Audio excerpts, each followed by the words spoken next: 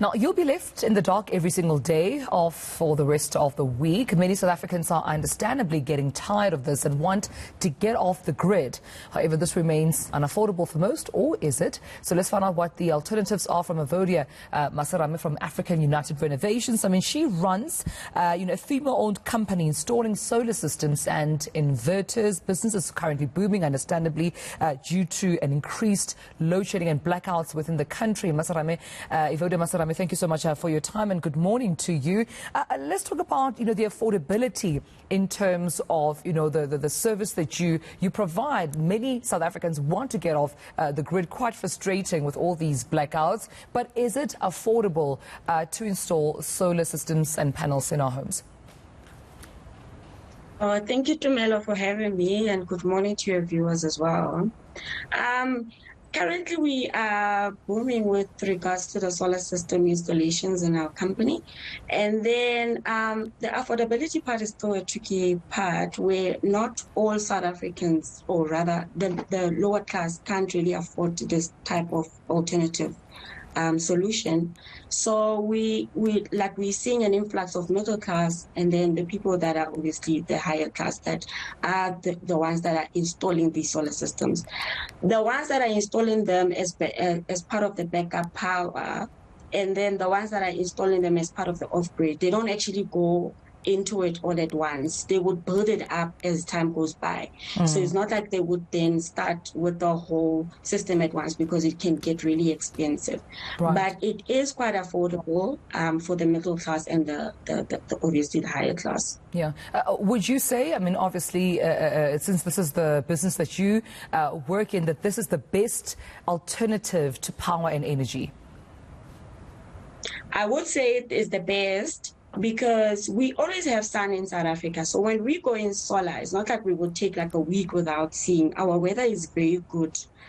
We will always see the sun. So that actually powers up, obviously, your batteries. And then that's when you use the batteries to then power your homes when there is load shedding. Yeah.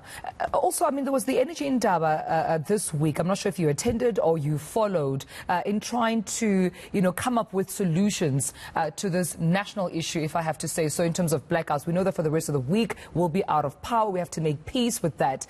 Will these conversations help in trying to get to the bottom of, these problems that we have with energy and blackouts in the country? Or do you think, obviously, as someone who already trades in this business, more needs to be done beyond a conversation?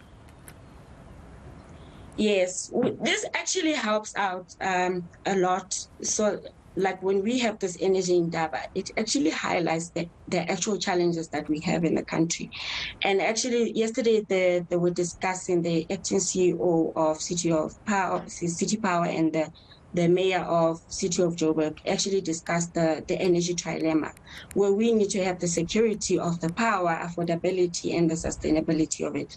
Like I said in a previous question, where we've got enough sunlight in South Africa that can be able to sustain these type of backup, or rather an alternative systems that can be used in our households and our offices.